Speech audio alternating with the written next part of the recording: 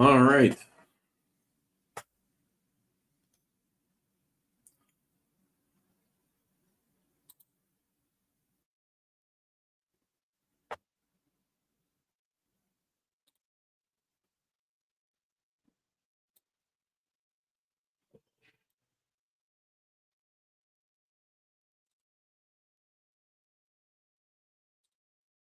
Hello, everybody. Welcome to the show. Today is, a Friday, as always, as Fridays always are. It is the 8th of September, 2023. Good morning, good afternoon, good evening, depending on your time zone. I'm your host, Philip Cripe. This is Daily Crypto News with Cryptopolitan, also called Hashed Out. Let's start with a country most people don't usually think of when they think of crypto, or when they think of countries, even for that matter. A lot of people forget this country exists. I don't, because I'm a geography nerd, but it's fun to be able to start today by talking about Palau, and also saying hi to Rishad23B22. Nice to have you with us. Don't hesitate to subscribe if it's your first time here and you would like to get our notifications to talk about the news and be stay up to date on all of this crypto news around the world and see what's going on, even in places as remote as Palau. Palau halts Ripple-based stablecoin pilot program unexpectedly. Just making sure I'm not muted. All right. J. Hunter Anson, director of Palau's digital residency office, announced the sudden halt of the Palau stablecoin pilot program. Palau had partnered with Ripple to launch the stablecoin on Ripple's central bank digital currency platform. Anson did not disclose specific reasons for the halt, but mentioned a forthcoming survey for participants. So it could take off again. We'll have to see what happens in the future, which means we'll be talking about Palau again, which I'm very happy about. It's always fun to talk about Palau. It's a Pacific Island nation. Internet Computers Dfinity announces $1 million grant for developers in Lugano in new partnership. Lugano is the Italian-speaking part of Italy. The Italian-speaking part of Switzerland. The Dfinity Foundation has partnered with the municipality of Lugano, Switzerland, to promote Web3 and adoption. The foundation also announced a $1 million fund grant for local developers building on the Internet Computer blockchain. Lugano's digital wallet app will support the Internet Computer blockchain amid the partnership. So that's interesting news there. That's pretty good for the ecosystem around crypto and blockchain. Philippines Central Bank selects Hyperledger Fabric for CBDC pilot. The Banco Central NG Filipinas BSP has chosen Hyperledger Fabric as the distributed ledger technology, or DLT, for its wholesale CBDC pilot, central bank digital currency, for those that haven't been keeping up with that. The BSP's decision to utilize DLT is based on its ability to record, share, and synchronize data and transactions across a distributed network. Governor Eli Ramolona Jr. highlighted the BSP's dedication to using Project Agila's insights to refine their wholesale CBDC implementation approach.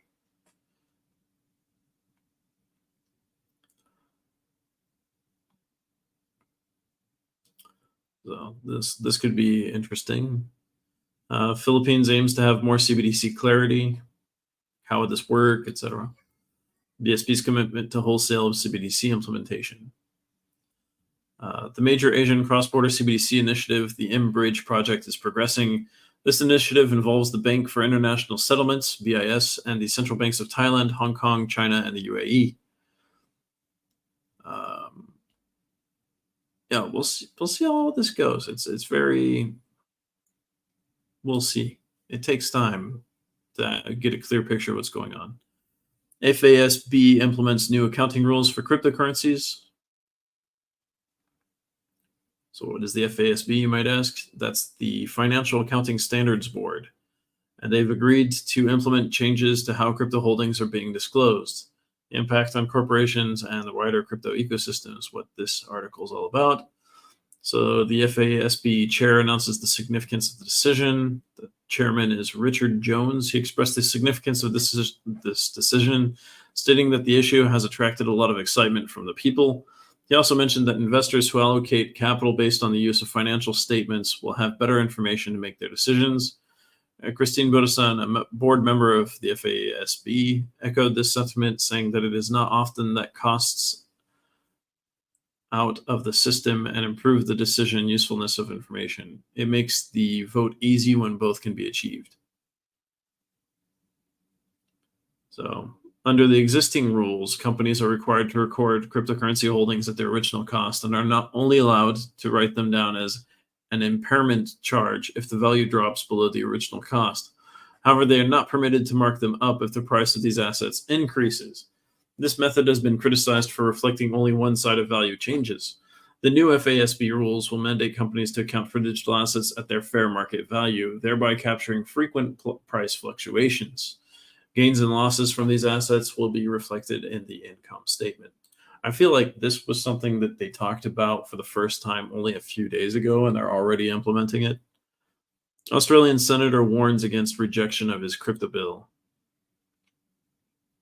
Sounds scary. Australian Senator Andrew Bragg has warned against the consequences of the rejection of his crypto bill, impacts of the bill on the Australian market. So it's the Digital Assets Market Regulation Bill. On September 4th, the Senate Committee on Economics Legislation made a significant recommendation suggesting that the Senate reject Bragg's bill. Instead, they proposed that the government continue consulting with the crypto industry to formulate appropriate regulatory frameworks.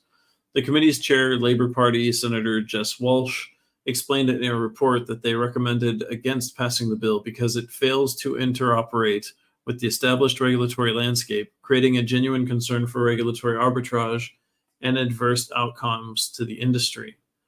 Senator Bragg vehemently criticized the committee's recommendation, asserting that it could expose consumers to an unregulated market and drive investment offshore. He highlighted the dual benefits of digital asset regulations, safeguarding consumers and stimulating market investment and activity. Bragg emphasized that these regulations had been placed on the legislative agenda by the former Liberal government in October 2021. However, Bragg perceived the rejection of his bill as being largely influenced by partisan politics, given the number of Labour Party members on the Senate committee. He accused their decision to oppose his draft bill of stalling the implementation of digital asset regulations in Australia. Bragg lamented the situation, stating Australia would have a regulated digital assets market. Instead, it is close to the end of 2023, and the government has no plan to implement these regulations. While Bragg attributed the rejection to partisan politics, Liam Hennessy, a partner at international law firm Clyde & Co., offered a different perspective. Hennessy said on the rejection that it was more related to a separate regulatory process, specifically the Treasury's consultation paper on the government's token mapping exercise. Hennessy stated that the recommended rejection of Bragg's bill doesn't necessarily spell doom for crypto regulation in Australia. He emphasized that Senator Bragg's bill and the industry feedback it garnered would still be considered. He noted that the Senate was currently dealing with a backlog of legislation, which could explain the delay. He said, I think Bragg's bill and the work that went into it will be valuable in informing the government's approach. So we'll see how that goes as well. It's not possible to predict with certainty what's going to happen next.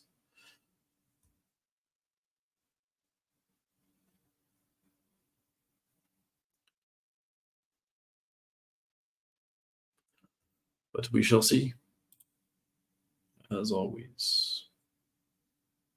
It's pretty much how that works.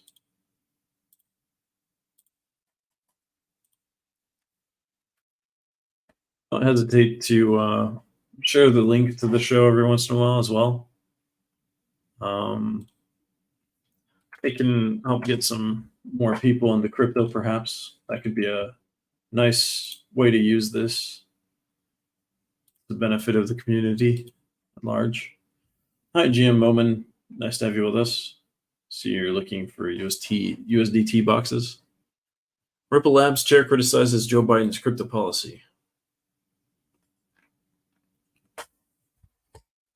Ripple Labs chairman Chris Larson has blamed Biden's crypto policy on the dent in the crypto industry, the impact of the policy on the general crypto market. Um, so the Ripple Labs chair is confident of a positive future. Welcome, Lucky Luck. That's a cool. What do you call it? Kind of like animated character, like a French cartoon kind of character. Bande dessinée is what they call it in French. Like a cowboy with a cool horse. Anyhow, I got completely distracted seeing that name. Reminded me of a lot of things I've read in the past. Ripple Labs chair confident of a positive future. The impact of the policy on the general crypto market. Yair Gensler has previously voiced concerns about fraudulent activities and Ponzi schemes within the crypto market. He has argued that the SEC's securities laws are essential to clean up the industry. In another aspect of the interview, Larson lamented the impact of Biden's crypto policies on San Francisco's prospects of becoming the blockchain capital of the world. Despite Silicon Valley's reputation as a tech hub, Larson believes that the Biden administration's decisions have hindered the city's progress in the blockchain space. I would say San Francisco's city governance has hindered the city of being a successful city in general. According to Larson, San Francisco was once a leader in the blockchain industry, but it lost that position due to the administration's decision to push the crypto industry offshore. He described this as a missed opportunity that has had a detrimental impact on the city. Larson pointed to other global cities, including London, Singapore, and Dubai, as examples of places that have embraced clear rules to protect consumers and encourage innovation in the blockchain sector. He questioned why the United States, known for its history of innovation, is not leading in this area. Chris Larson, the chair and co-founder of Ripple Labs, believes that the U.S. legal system is now playing a crucial role in rectifying the perceived mistakes in the country's crypto policy. Recent legal judgments and regulatory actions suggest a potential shift towards a greater clarity and transparency for the crypto industry, albeit through the courts rather than regulators.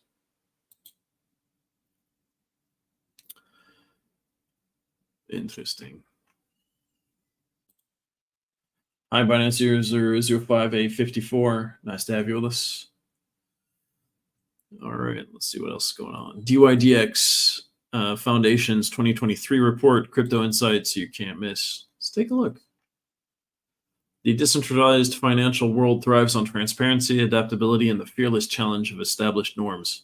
And guess who's been at the epicenter of this financial maelstrom in 2023? DYDX. DYDX Foundation's latest semi-annual ecosystem report is a testament to that relentless drive, a window into the dynamics of the DYDX platform. And to put it bluntly, it's one of the year's essential reads. Okay, the DYDX journey, pioneering against odds. This year, DYDX's journey has been nothing short of stellar. Amidst market fluctuations and an ever-changing crypto landscape, DYDX proved their mettle by reaching significant milestones. The report, shedding light on their ecosystem, reveals a resilient platform weathering stormy seas. From the evolution of the DYDX token to governance and international market expansions, their achievements are commendable, not for their grandeur, but for the sheer audacity of their vision. The anticipated DYDX chain is creating a buzz as preparations go into overdrive.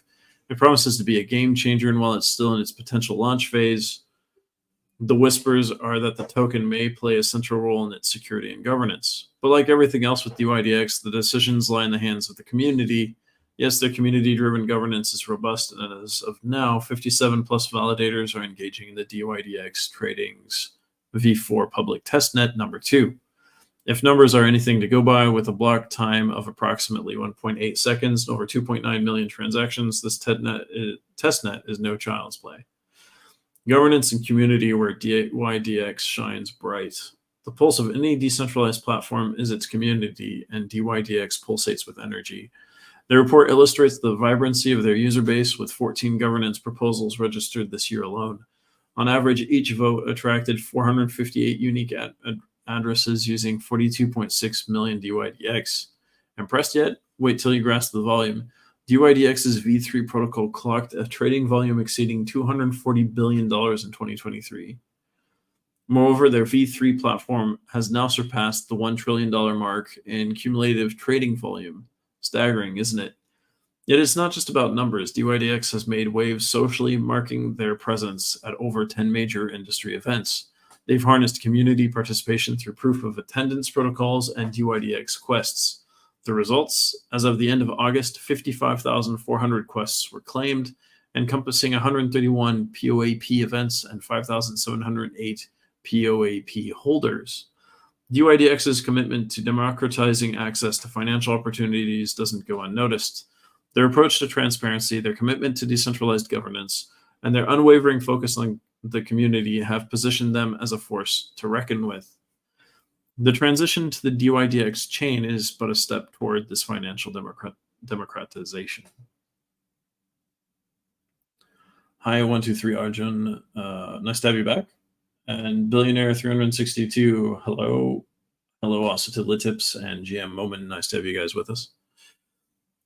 The milestones achieved by DYDX are not just numbers on a report. They signify a movement, a wave of change in the DeFi world. With the DYDX now celebrating its second anniversary, its vision, mission, and values are clearer than ever.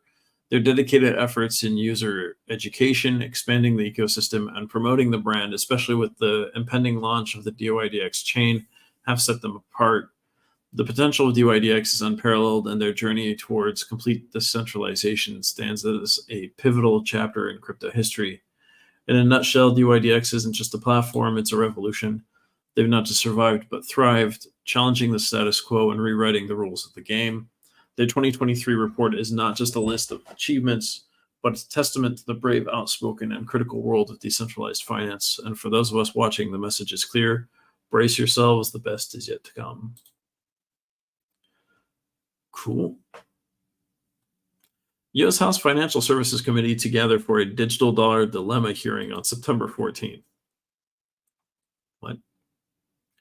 The hearing, aptly titled The Digital Dollar Dilemma, will delve into the various implications of releasing a CBDC in the United States and also explore alternative approaches from the private sector.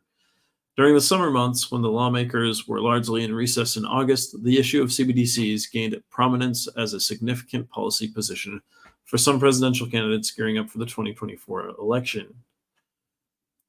The United States House Financial Services Subcommittee on Digital Assets, Financial Technology, and Inclusion has announced a highly anticipated hearing set to take place on September 14th, which will focus on central bank digital currencies. This hearing marks a significant moment, as it will be the first time in several months the lawmakers in the House Committee will address critical issues related to the potential rollout of a digital dollar in the United States.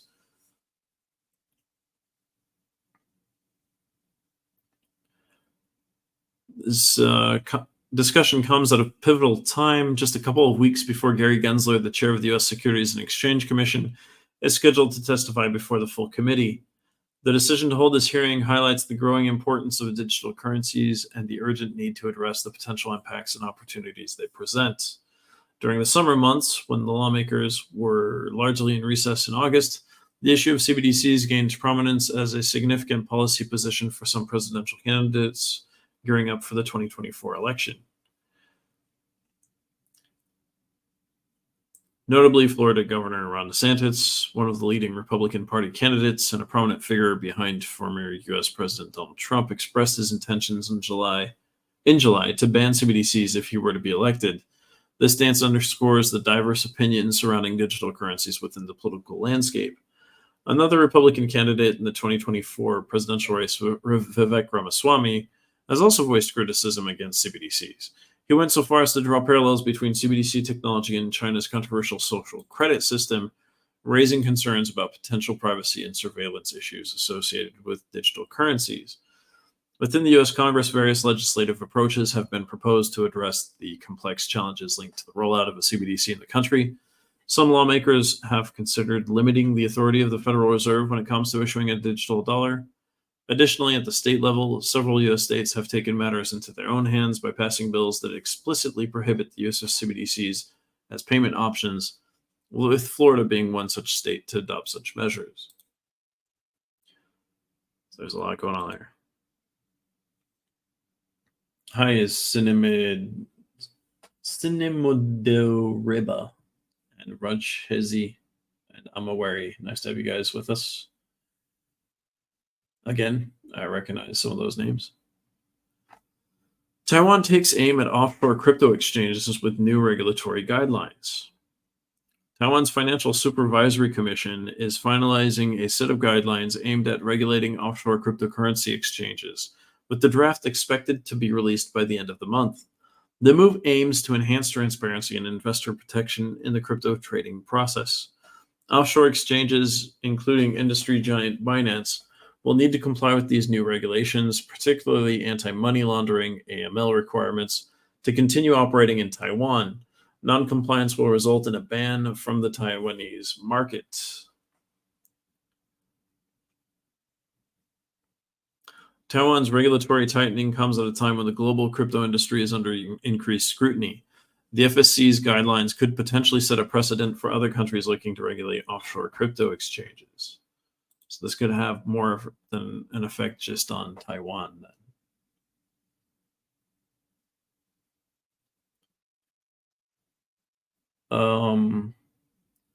Cinemodo Reba says that their account is being liquidized. It seems like you've been hacked. Is basically what you're trying to say, right?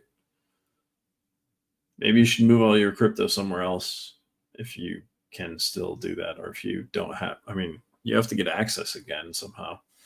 Or maybe you can reach out to one of the folks on X that specialize in like cybersecurity or thwarting crypto scams. Speaking of, the FBI identifies North Korean Lazarus Group behind $41 million heist from Stake.com. The FBI has identified the North Korean hacker group Lazarus Group as responsible for the $41 million theft from the world's largest crypto casino, Stake.com, on September 4th, 2023. The Lazarus Group, also known as APT38, has been involved in a series of high-profile cryptocurrency thefts in 2023, totaling over $200 million, including significant heists from AlphaPo, CoinsPaid, and Atomic Wallet. In response to the ongoing cybercrimes, the FBI has issued a cybersecurity advisory, emphasizing the need for enhanced security measures and international cooperation to combat such illicit activities. We saw South Korea setting up a system to try to thwart them from being able to hack more people. Crypto firm Linus Financial settles with SEC over regulatory violations. Linus Financial has reached a settlement with the US SEC following allegations of failing to register its retail crypto lending product. The crypto firm failed to register the offer and sale of its interest-bearing accounts, which allowed US investors to exchange fiat currency for Linus Financial's promise to pay interest. Linus Financial is based in Nashville, so Tennessee, for those that are curious. LBRY plans to pick up the fight against SEC again. LBRY has filed a notice of appeal against a federal judge's ruling in July that favored the U.S. Securities and Exchange Commission final judgment that was entered on July 11th, 2023. The SEC had originally sought a much larger penalty of $22 million, but reduced it after recognizing that the now-defunct firm couldn't afford such an amount.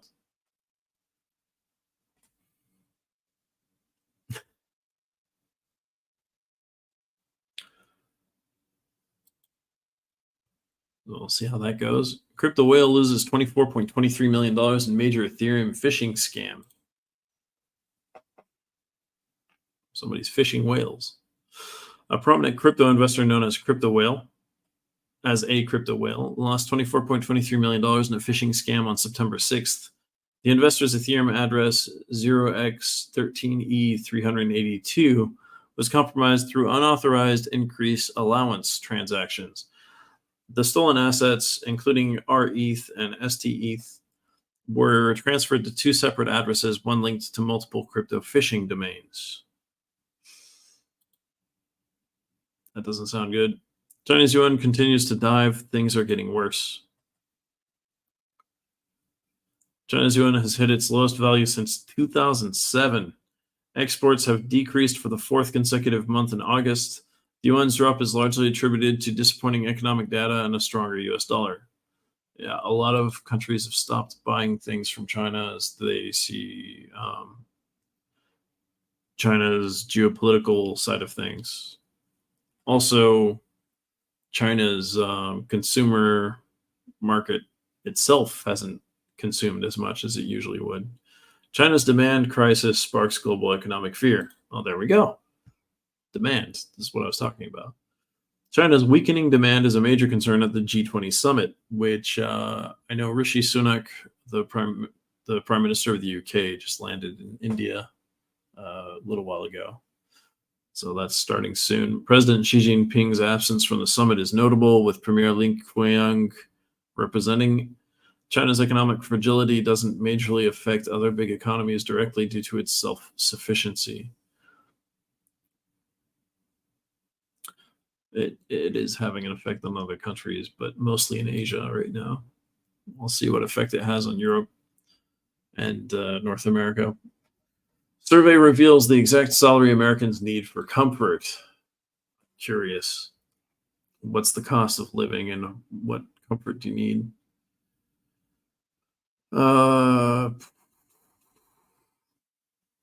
A mere 17% of them claim they could sustain on $50,000 or below, while 34% are eyeing the $51,000 to $99,999 bracket. What's striking? This is the sole age group where the majority, a whopping 52%, believe they can lead a comfortable life earning less than $100,000 annually. Which age group is this? 18 to 34 are the only ones that are content earning less than 100K. Flip the age card and the narrative shifts. For those stepping into the golden years, aged 65 and above, nearly half would be content with a salary below the $100,000 mark. Zooming into the details, 36% opine that they'd be comfy between $50,000 and $99,999. The story takes a turn when we skim through the data of those aged 35 to 64. They're more demanding. A substantial 59% believe they require a salary in six figures or more. What's the reason? Perhaps it's the pressure of raising children or looking after their elderly parents. After all, 17% from this bracket believe they'd need a hefty $200,000 a year to be at ease. Yet a consistent 27% in this age bracket feel that both ranges $50,000 to $100,000 and $100,000 to $150,000 would meet their comfort levels. Wow.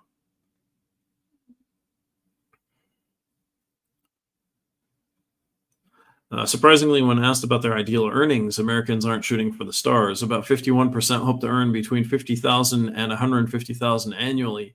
Interestingly, 57% believe this bracket would cater to their comfort. Let's explore the diverse salary dreams. Less than $50,000 appeals to 18%. The $50,000 to $100,000 range tempts 29%. Around 22% have their sights set on $100,000 to $150,000. Only 1% are eyeing the $400,000 to $500,000 bracket. An ambitious 5% dream of raking in $500,000 or even more.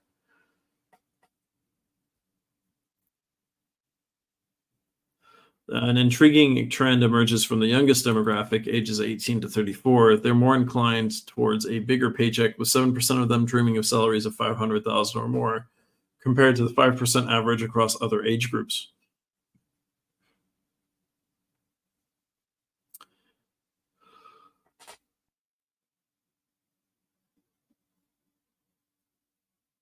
It's a common misconception, more money equals less stress, but is that the real story? When the study zeroes in on individuals who currently pocket $100,000 or more, a shocking revelation surfaces. They crave even more.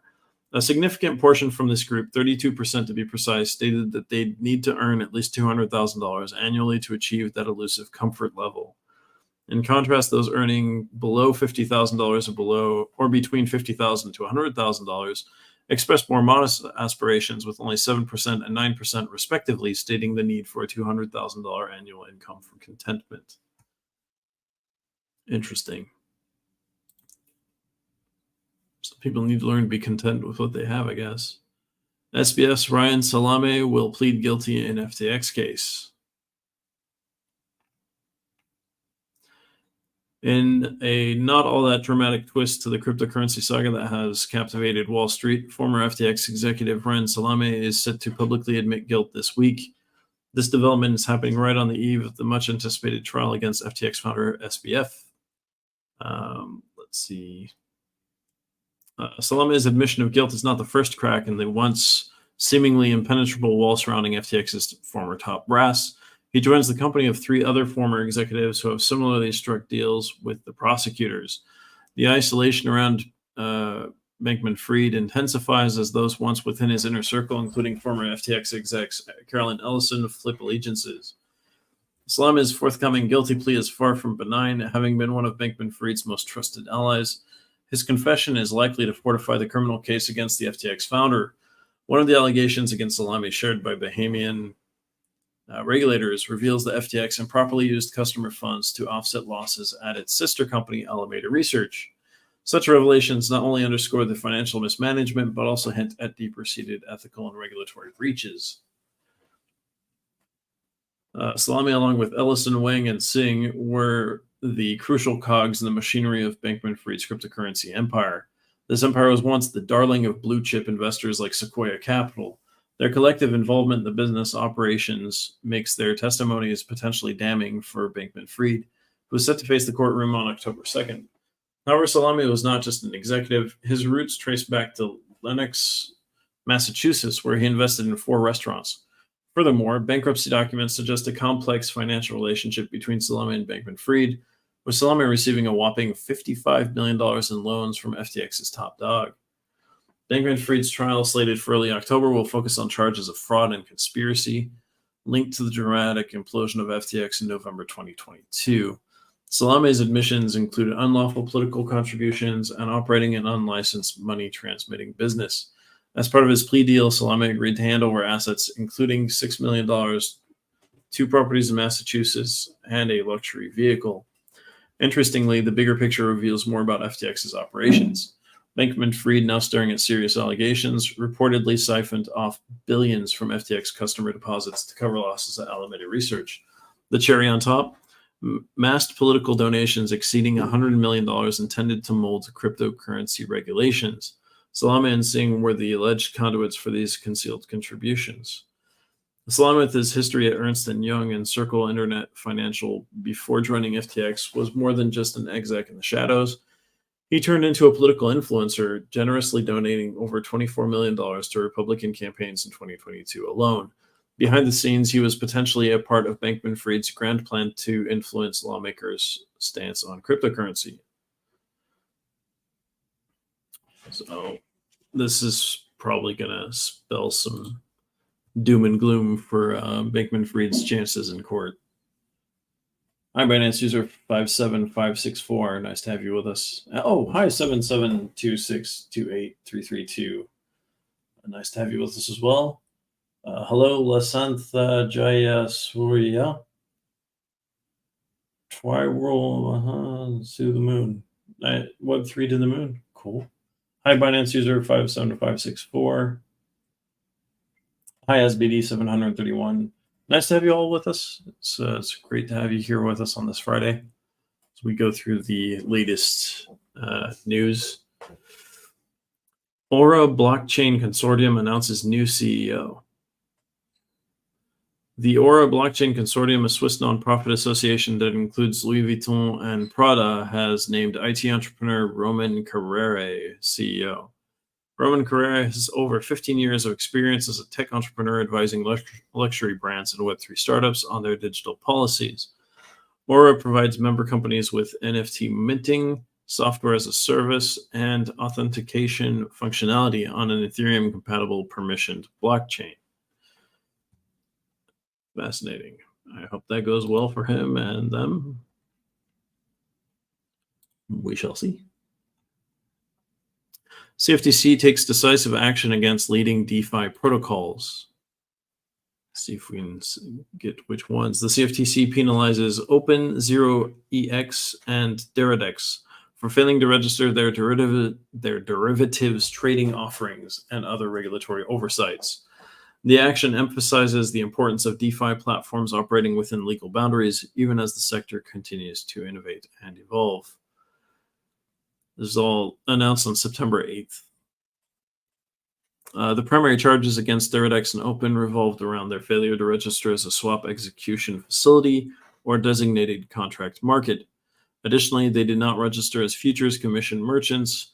This oversight is significant as these registrations ensure transparency and accountability in the financial sector. Furthermore, the CFTC highlighted that both protocols did not adhere to the customer provisions stipulated in the Bank Secrecy Act.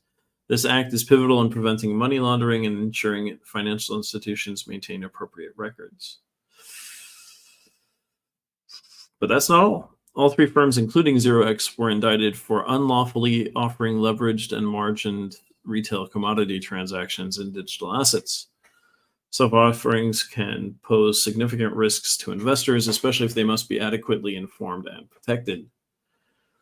So in light of these violations, the CFTC has mandated that Open, 0x, and Duradex pay penalties amounting to $250,000, $200,000, and $100,000 respectively. Moreover, they have been ordered to cease violating the Commodity Exchange Act and the CFTC's regulations. Notably, all three companies have chosen to settle these charges, indicating their willingness to cooperate and rectify their oversights. That's good news in that sense. Binance CEO Changpeng Zhao addresses rumors amidst market uncertainty. Despite facing challenges like negative news, lawsuits, and employee turnovers, Binance's CEO CZ assures that the company has no liquidity issues and customer funds are secure. Binance celebrates recent industry successes, including the launch of new fiat channels, new hires, and legal victories against regulatory bodies. CZ remains optimistic about Binance's role in the evolving cryptocurrency landscape, highlighting its adaptability and commitment to its mission and users. The US CFTC Commissioner proposes an innovative time-limited crypto pilot program. Carolyn D. Pham introduces a time-bound CFTC pilot program to foster the growth and regulation of digital assets and tokens in the U.S.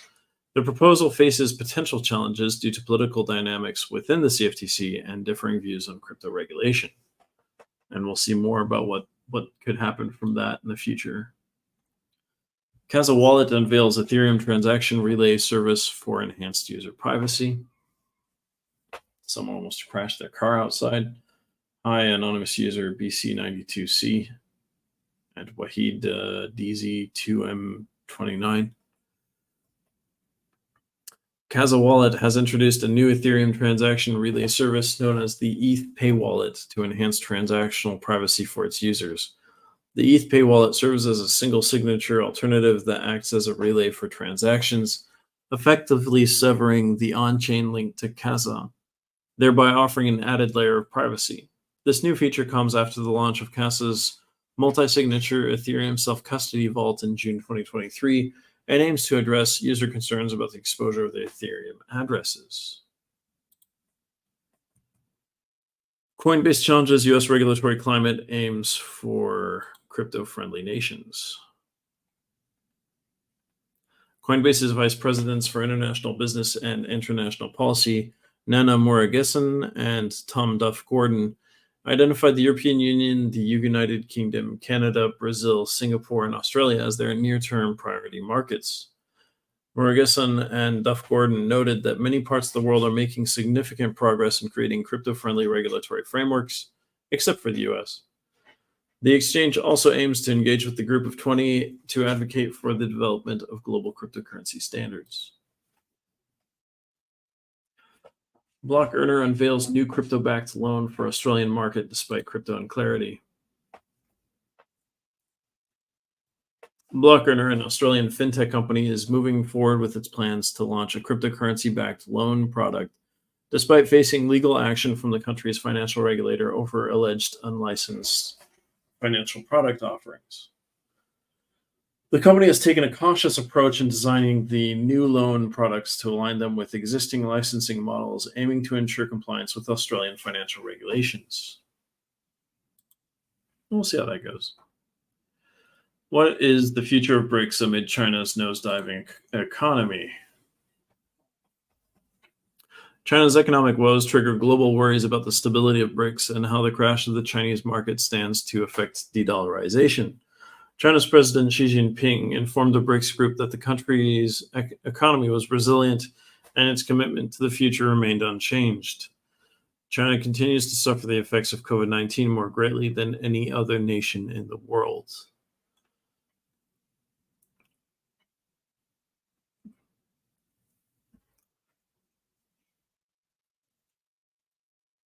This isn't helping BRICS. China's rising debt shifts the economy. The worsening economic outlook over the medium term is exerting additional pressure on China's public finances.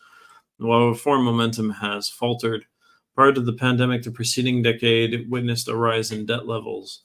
According to the IMF's restricted definition, China's general government debt rose from 34% of GDP in 2010 to 60% of GDP in 2019. That's almost double. In response to the pandemic, the fiscal stimulus increased debt to 77% of GDP in 2022. Market analysts now anticipate that debt will surpass 100% of GDP by 2027. That's 4 years from now, max.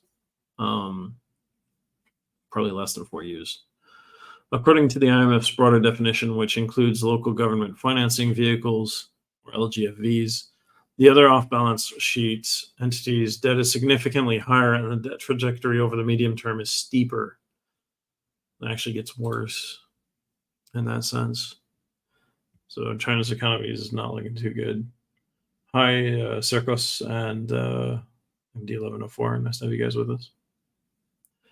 U.S. court orders South African trading firm to pay $1.7 billion in crypto fraud case.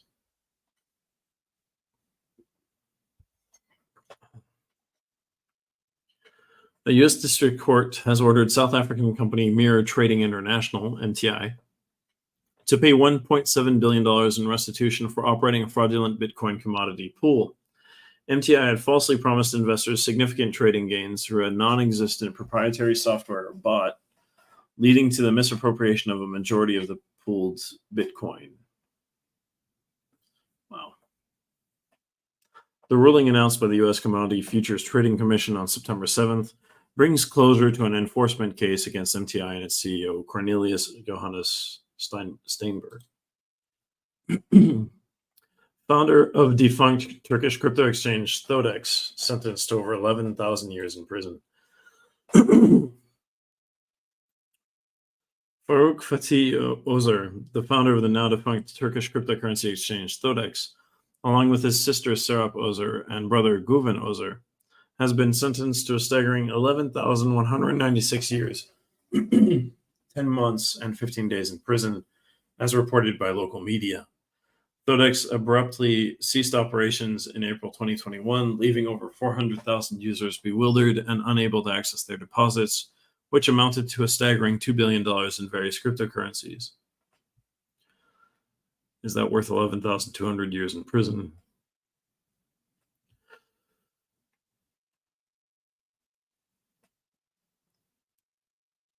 So, when the trial began, a total of 21 defendants faced the possibility of severe sentences, potentially amounting to a cumulative 40,564 years in prison.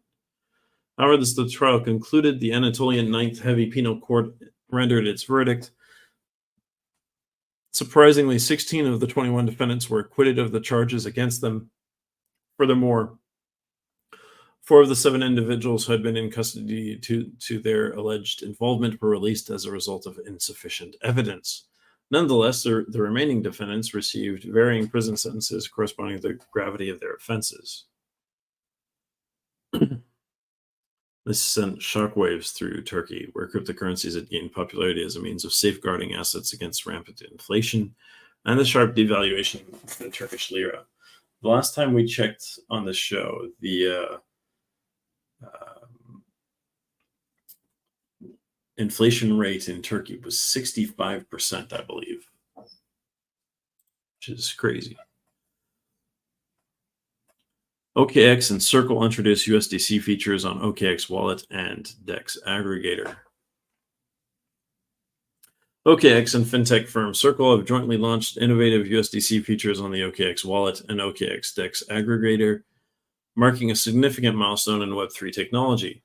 The collaboration includes a USDC zero network fee campaign that allows OKX Wallet Smart Account users to conduct USDC transactions without network fees until October 5th, 2023. The partnership also integrates OKX's DEX aggregator with Circle's cross-chain transfer protocol, enabling seamless USDC cross-chain swaps across multiple blockchains like Ethereum, Avalanche, and Arbitrum.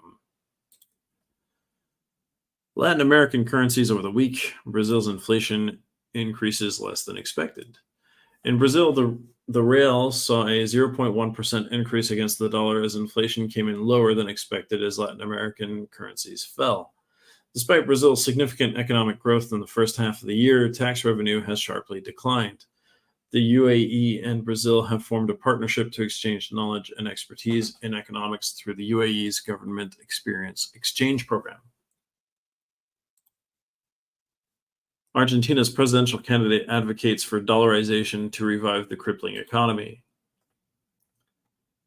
Argentina's presidential candidate Javier Milei is pushing to adopt the US dollar as the country's official currency. The discussion around dollarization has gained traction due to the peso's sharp depreciation, leading to hyperinflation and debt challenges in Argentina. Critics, including economist Robin Brooks, oppose dollarization, pointing out that it relinquishes independent monetary policy control. Annual inflation in Argentina is currently 113%.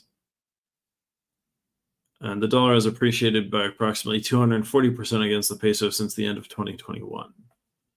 Milei, along with economists like Steve Hanke, a professor of applied economics at Johns Hopkins University, has been advocating for using the dollar to break free from the death spiral that is crippling the Argentine economy.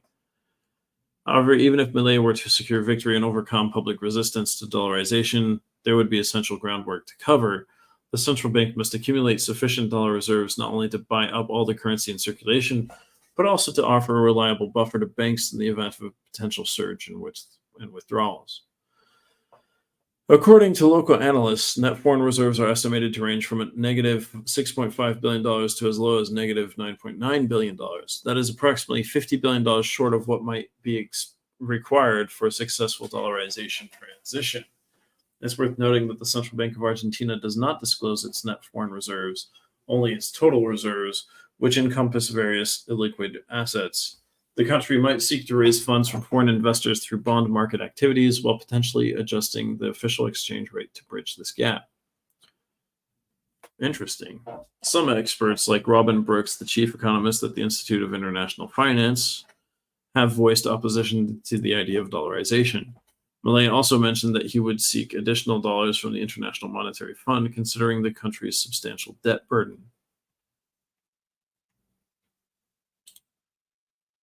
That's pretty rough. So that's the news for today. Started with Palau, ended with Argentina after going through quite a few other countries. Let's check the current market. Let's look at the fear and greed index. Today it's 37. It's gone up. It's been 35 all week, and suddenly today we have a little uptick. Hi, Zyko77, Banzal Boy, and Binance user 95,223. Nice to have you guys with us. I'm going to look at exchanges real quick because we talked about exchanges a little bit. I wanted to see where. Okay, I'm going to look at trading volume. There you go. Top trading volume. Let's see how far back is DYDX on this. OKX, we talked about them today. Signed an agreement with somebody.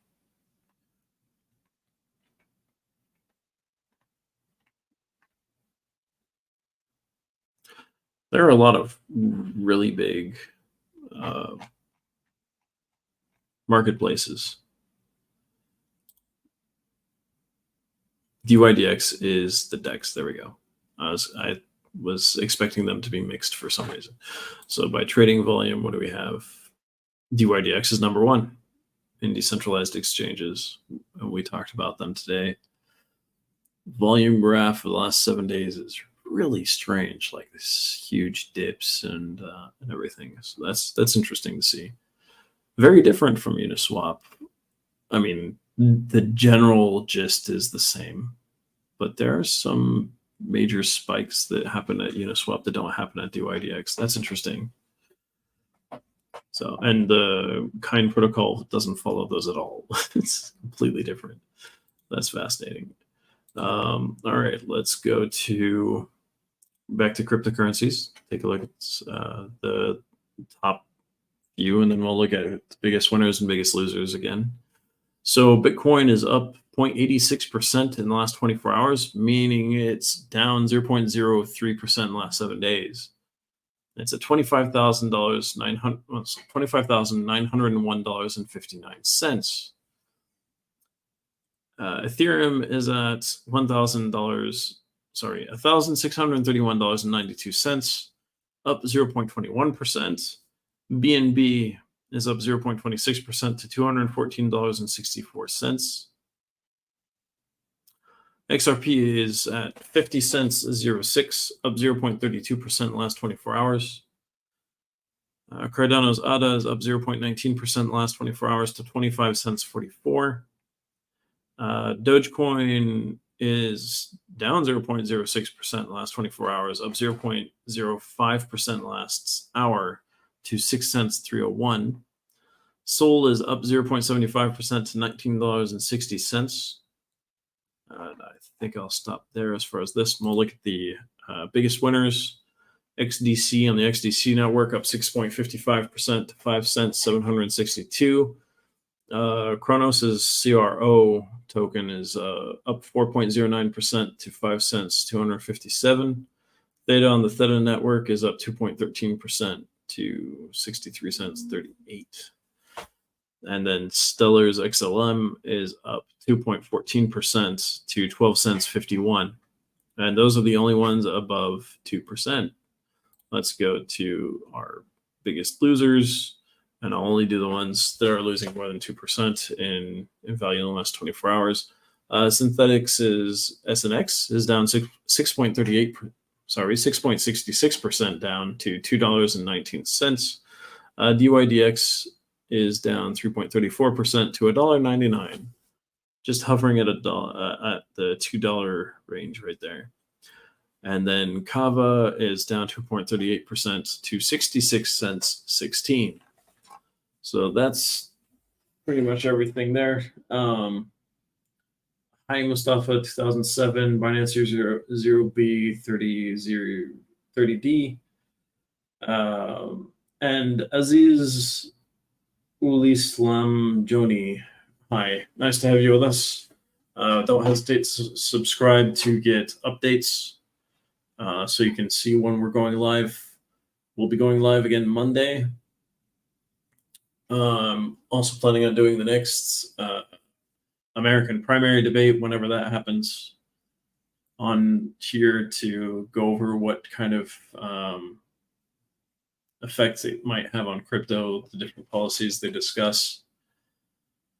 The last discussion didn't have much to do with crypto, sadly, so that was a bit of a bummer, but we were able to look at all the other policies and what effects those could have on crypto markets.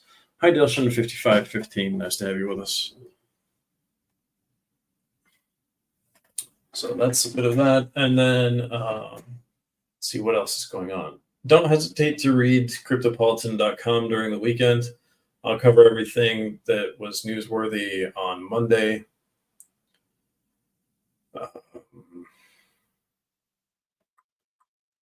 Yeah, I think that's it for today. Thanks for jumping on. Have a great weekend to all of you, and see you on Monday for more crypto news. Definitely follow, subscribe, and see you guys Monday.